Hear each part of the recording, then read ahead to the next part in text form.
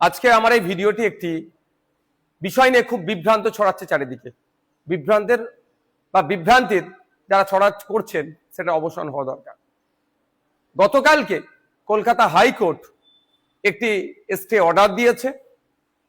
তফসিয়া তিলজলাতে যেভাবে অবৈধ পন্থা অবলম্বন করে তথাকথিত ইললিগাল কনস্ট্রাকশনকে ডেমোলিশ করার জন্য যেভাবে বুল্ডোজার চালিয়েছে তার বিরুদ্ধে স্টে দিয়েছে। আমি দেখছিলাম সোশ্যাল মিডিয়াতে তৃণমূলের কিছু নেতারা এখনো মিথ্যাচার করতে ছাড়ছে না। ক্ষমতায় থেকে যেভাবে মিথ্যাচার করেছে, ক্ষমতা হাত থেকে চলে গেলেও মিথ্যাচারের তারা রাস্তা এখনো ভুলেনি। তাদের বক্তব্য মমতা ব্যানার্জি লড়াই করেছে বলেই নাকি এই অর্ডার হয়েছে।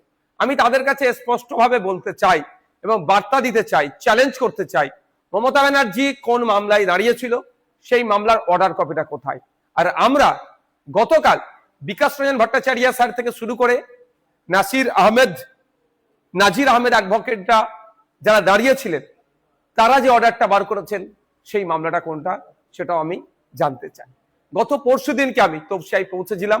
তার আগের দিন থেকেই তফসিয়ায় তিলজলাতে ইললিগাল কনস্ট্রাকশন ভাঙার নামে রাজ্য সরকার কয়েকটি বাড়ির উপরে আক্রমণ চালিয়েছে বুলডোজার দিয়ে।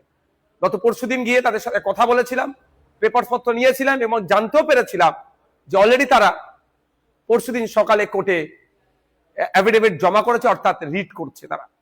আমি তাদেরকে বলেছিলাম যদি আপনারা চান আমি আইনি সহায়তা দিতে পারি। তারা আমাকে সমস্ত কাগজপত্র দিয়েছে। তারপরে ওখানে বেশ কিছু মানুষজনের নোটিশ এসেছে, তাদেরকেও বলে এসেছি আমি আইনি সহায়তা দেবো যদি আপনারা চান। তারাও আমাকে কিছু কিছু কাগজ পাঠাচ্ছে। যাক, মেন যে দুটো বাড়িতে এখন ভাঙচুর বুলডোজার চলেছে বা ভাঙাভাঙি হচ্ছিল সেই বিষয়টা নিয়ে আমি তিলজলা থেকে সোজা এসেছিলাম কলকাতা হাইকোর্টে বিকাশ রঞ্জন ভট্টাচার্য স্যারের কাছে। তার কাছে আমি রিকোয়েস্ট করলাম, স্যার আপনাকে এই মামলাতে দাঁড়াতে হবে।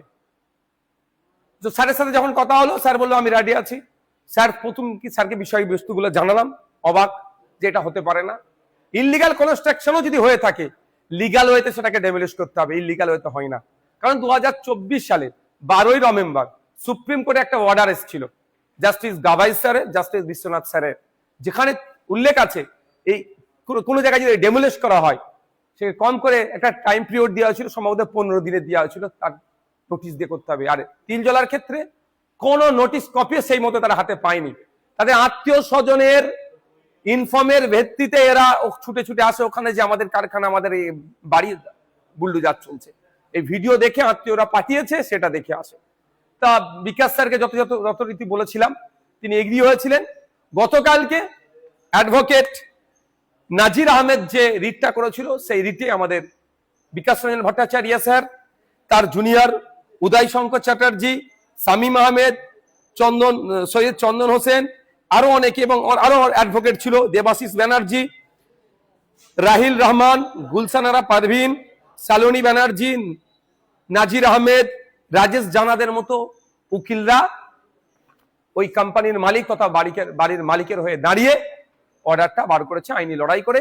তবে সমস্ত আর্গুমেন্টটাই সিনিয়র মোস্ট আইনজীবী আমাদের বিকাশ স্যারই তিনি করেছেন। বিষয়টা হচ্ছে এটা কেন তৃণমূল কংগ্রেস দ্বিচারিতা করছে, এটা কি মমতা ব্যানার্জি কোর্টে গিয়েছিল বলে হয়েছে? আমি জানতে চাই সেই মমতা ব্যানার্জি যেটা কোর্টে গিয়েছে সে অর্ডার কপিটা কোথায়। আর সাথে সাথে দুটো জবাব আমি দেবো। যখন বুলডোজার চলছিল সবাই ভয়ে আশপাশে দাঁড়ায়নি, কেউ যায়নি তাদের পাশে। বিভিন্ন রাজনৈতিক দল আছে, কেউ সেখানে পৌঁছায়নি। আমি সিপিএম এর সমর্থন নিয়ে আইএসএফ এর প্রার্থী ভাঙড় থেকে জিতে এসেছি। ভাঙড়ের মানুষকে আমি ধন্যবাদ জানাবো, আমি ঘরে বসে থাকতে পারিনি। তারপরের দিনে আমি ওখানে পৌঁছে গিয়েছি, সেখানকার মানুষের সাথে কথা বলেছি। কিন্তু আমি যখন পৌঁছেছি, মানুষের সাথে কথা বলেছি, মানুষের ভয়টা হলো কিছুটা যখন কাটতে শুরু করেছে, তৃণমূলীরা কি বলছে, ফুটেজ খেতে গিয়েছে, কিচ্ছু হবে না। কিন্তু আমি তাদের কথায় পাত্তা দিইনি। আমি শুধু এসেছি আইনি লড়াই করতে এবং বলে এসেছিলাম মাঠে ময়দানে গণতান্ত্রিক প্রক্রিয়ায় লড়াই হবে, আইনি লড়াই হবে। প্রথম আইনি লড়াইয়ের জন্য ছুটে গিয়েছি কোর্টে, বিকাশ স্যারের সহযোগিতা নিয়েছি, আইনি লড়াই স্টে করেছে। এখন তৃণমূলীরা কি বলবেন প্রশ্ন এখানে। আমি একটু অনুরোধ করব যে এখনো যদি মনে করেন আপনারা 15 বছর ক্ষমতায় আছেন, ভুল হবে। আসুন আপনারা প্রধান বিরোধী দল, মানুষের সাথে কথা বলুন, মানুষের হয়ে কথা বলুন।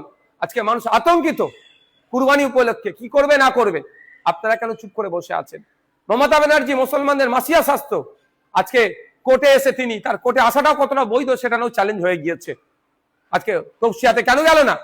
তফসিয়ার লোকাল জনপ্রতিনিধি, এমপি এমএলএরা কেন ওখানে এসে দাঁড়ালো না? আজকে কেউ কোনো কথা নেই। নওশাদ সিদ্দিকী না গেলেও দোষ, আর নওশাদ সিদ্দিকী গেলেও দোষ। তবে একটা কথা বলবো, আমি লক্ষ্য করছিলাম আমার অ্যাডমিনরা আমাকে পাঠাচ্ছিল কিছু, যারা তৃণমূল করতো যখন আমি ভোটে কন্টেস্ট করেছিলাম তখনও যারা আমার সমালোচনা করেছে, আজকেও তারা সমালোচনা করছে। সুতরাং তাদের সমালোচনা নিয়ে আমি ব্যথিত নয়, চিন্তিত নয়। সাধারণ মানুষের উদ্দেশ্যে বলবো, রাজ্য চলবে সংবিধানকে সামনে রেখে। কে ক্ষমতায় এসেছে না এসেছে সেটা বড় কথা নয়। সংবিধান মানুষের অধিকার দিয়েছে, সেটাকে যদি কেউ খর্ব করার চেষ্টা করে, বিগত দিনে যেভাবে তাদের বিরুদ্ধে সোচ্চার ছিলাম, আগামী দিনেও থাকবো। হ্যাঁ, আমি আবারও বলছি, তফসিয়াই বুল্ডোজার চলেছে, কোন রাজনৈতিক দলের তাদের নেতাদের যাওয়ার সাহস দেখাতে পারেনি। সিপিএম এর সমর্থনে আইএসএফ এর হয়ে আমি জিতেছি। বাংলার মানুষ আমাকে 1,26,555 ভোট দিয়ে জিতে পাঠিয়েছে। আমি গিয়েছিলাম, আইএসএফ গিয়েছিল প্রথমে, গিয়ে সেখানে সাধারণ মানুষকে আশ্বস্ত করেছিলাম। পরবর্তীতে সিনিয়র মোস্ট আইনজীবী বিকাশ স্যারের সহযোগিতা নিয়ে এই স্টেটা আমরাই করালাম। সুতরাং ফেসবুকে বিভিন্ন জায়গায় যারা বিভ্রান্তি ছড়াচ্ছে, তাদের কথা আপনারা বিভ্রান্ত হবেন না, শান্ত থাকবেন, বিচার ব্যবস্থাকে মান্যতা দেবেন। ল অ্যান্ড অর্ডার যাতে ঠিকঠাক থাকে তার দায়িত্ব যেমন সরকারের, সাধারণ মানুষকেও দায়িত্ব নিতে হবে।